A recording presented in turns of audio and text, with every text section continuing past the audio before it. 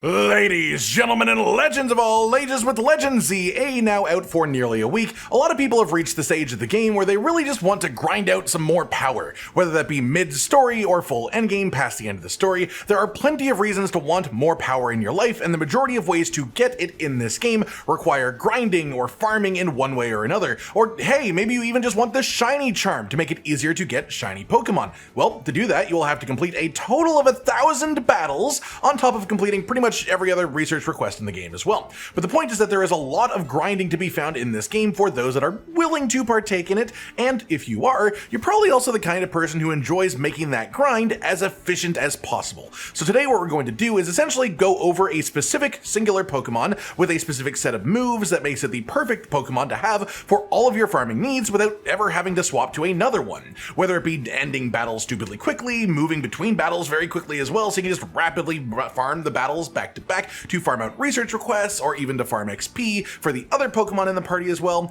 Or you can use it to, of course, quickly farm infinite Royale Challenger tickets, and by association, this will also maximize your ability to farm for Pokédollars very quickly too. As a byproduct, we're trying to make this also just be extremely top tier for Mega Shard farming as well, so basically one singular Pokemon, one setup that is just about as good as it possibly gets for any type of thing that you would want to grind in this game, and this would probably be quite good for PvP as well because there's a bunch of low cooldown abilities, and PvP is all about getting the final hit. That said, you can set up a minor version of this setup quite early on in in-game progression, but the absolute peak will only be achievable in the endgame. I will try to keep things relatively light on spoilers for those who want to follow along as much as they can from a non-endgame point of view, but there will be some minor spoilers as we are explaining things, so be aware of that. First things first, then, the Pokemon itself is going to be Lucario. The best version of this for multiple reasons is Alpha Lucario. The first is that Alphas always spawn with 3 perfect IVs, and if you get lucky and have them be 3 useful ones, then you barely need to use any bottle caps at all when you're properly hyper-training it.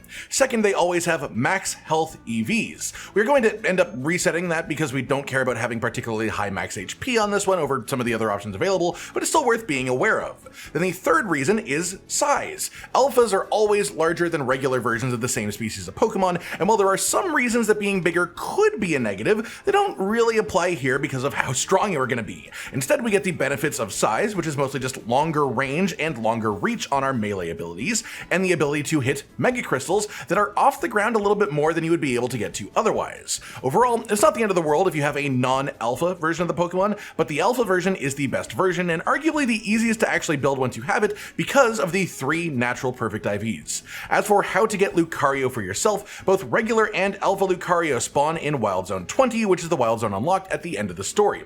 There will always be 2 alphas in the middle of Wild Zone 20, and Lucario can be one of them. But there is a pool of 65 potential Pokemon that can spawn as alphas in here, so it may take you a little bit to have Lucario specifically show up, but I promise he does exist as an option. The fast way to reset these 2 alphas then, if you aren't aware of it already, is just run out of range of them and then run back in. If you see the Pokemon fade out of existence, that is them despawning, and unlike other Wild Zones in the game, Wild Zone 20 is big enough that there is always a place that you could run to without leaving the zone that will respawn the alphas. Sometimes it is faster to leave the zone and just walk a few feet away in the same direction depending on the exact position of the Pokemon, but no matter what, doing this and just walking out of range is much faster than fast traveling to reset because you're cutting out the loading screen. So run back and forth, check your spawns, and see if you get lucky. If you aren't at endgame yet and still want some variation on this, you can get Riolu on this specific spot here on the rooftop of this shopping area.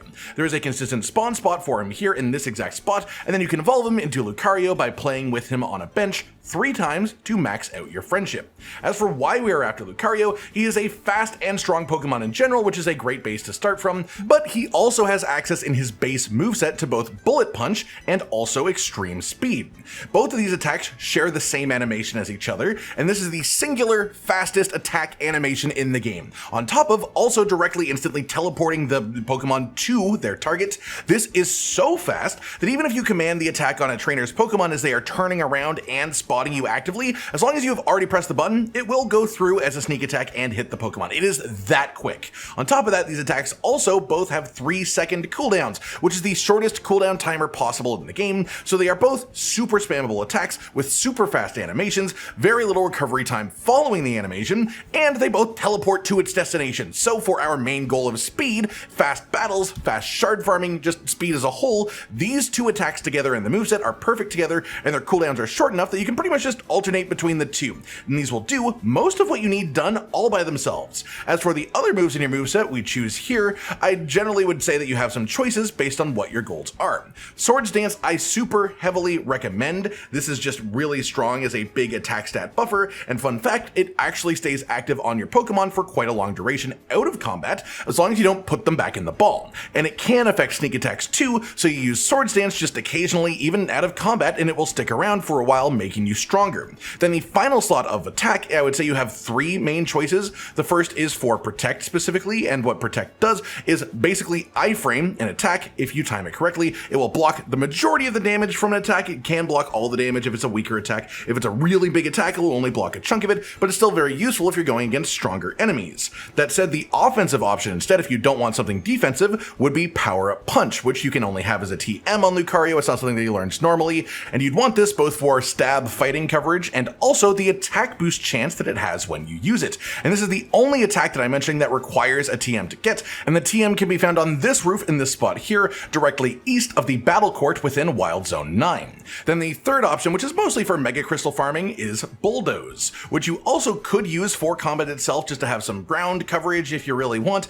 but I mostly just recommend this for the shard farming part because it's a relatively large animation, and especially if you use it as a plus move that increases the radius and the size of the attack, so it can hit even more crystals and cover most of a roof. I still prefer having a Pokemon with Surf in a second Pokemon slot, as Surf is just absolutely massive AoE, but Bulldoze isn't much worse, and Lucario can't learn Surf, so for the purposes of one Pokemon that can do everything, Bulldoze is our choice here, and you can of course just sort of swap between Bulldoze based on whether or not you are actively Mega Shard farming, and you can swap off of it to something else when you're not.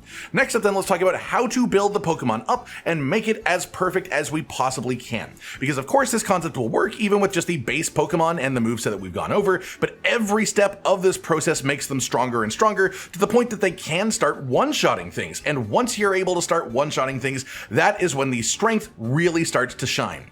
That said, the next step I would say is Mints as the easiest choice for actual large impact from a singular change. The nature that we are looking for on our Lucario is Jolly. This is the nature that gives speed up and special attack down. We aren't using special attacks, so there's no negative to this, and speed is our primary main stat for this setup anyways, because we want cooldowns to be as low as possible, even more so than doing more damage per attack would give us. As if you are already strong enough to basically one-shot most things, having faster attacks is worth a lot more than having stronger attacks, and this really bumps up efficiency both for farming trainers in the Infinite Royale and also for Mega Shard farming too at the same time because it lowers the cooldowns. As for how to get this specific mint, the speed stat mints are sold at this market stall here on the southeastern side of your map, and it costs 20,000 Pokedollars for a mint, which isn't too bad.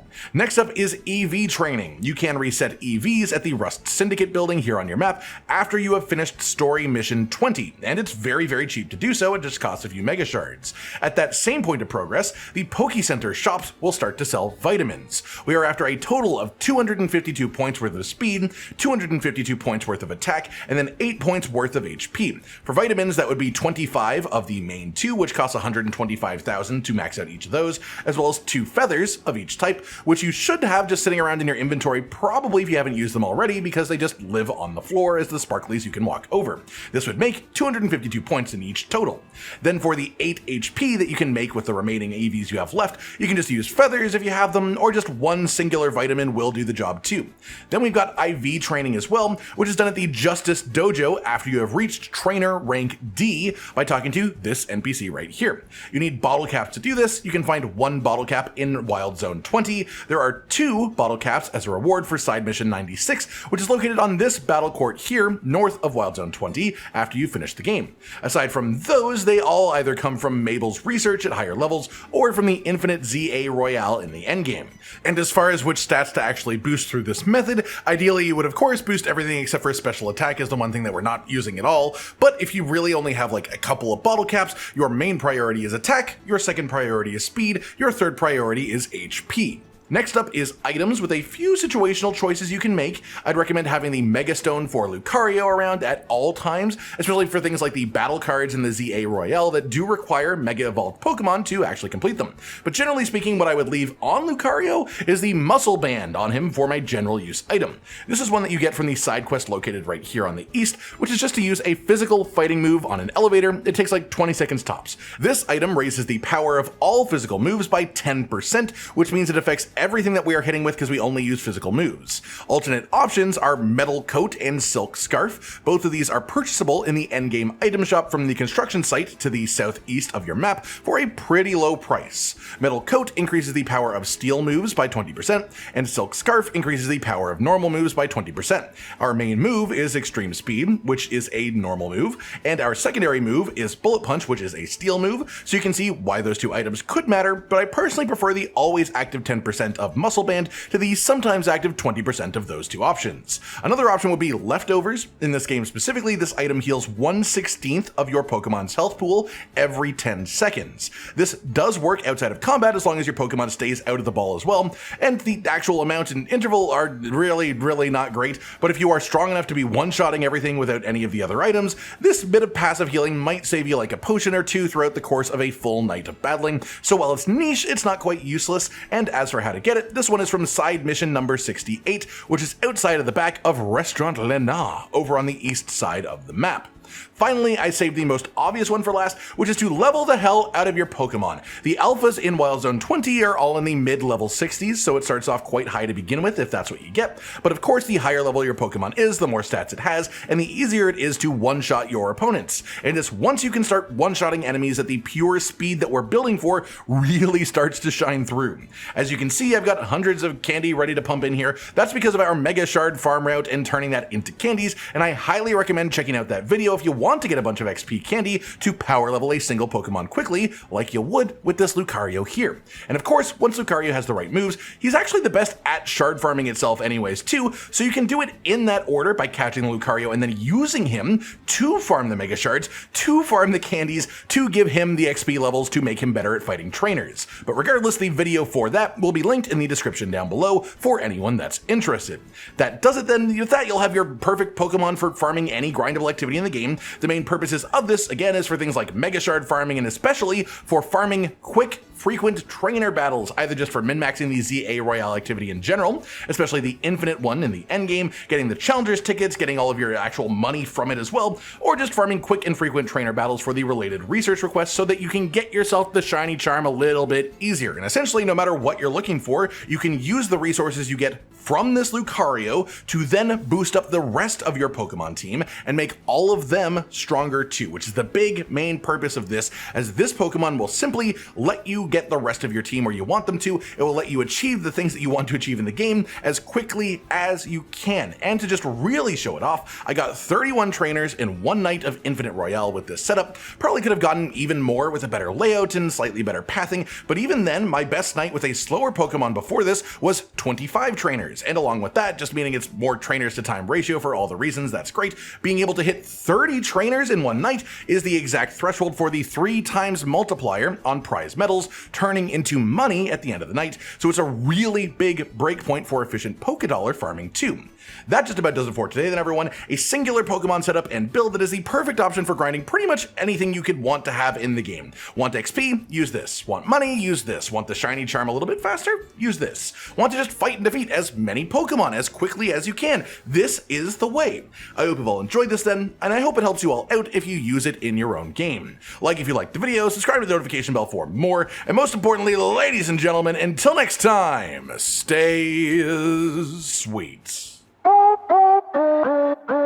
Josh, Cotton, and Hollow with the videos, dropping the humor like a hammer on your tippy toes, bringing entertainment on a daily arrangement to take our insanity and turn it into entertainment. Yes, I said entertainment twice, to reiterate that it is nice to look into your faces on a mostly daily basis when you let us in your homes to make the whole world a stage. Goodbye.